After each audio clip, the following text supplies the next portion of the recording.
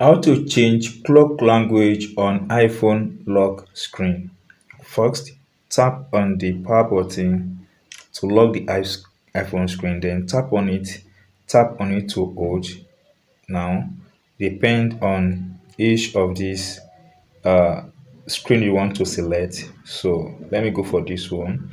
Then tap on customize, tap on lock screen. This ball button which is represent the map. So here you have different languages here. The one by default is Arabic Western.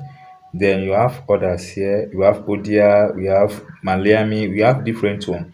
So let's go for the Odias and see. Let's go for this Bangla and see how it looks. By tapping on Bangla, you can see that the language of the time on lock screen has been changed.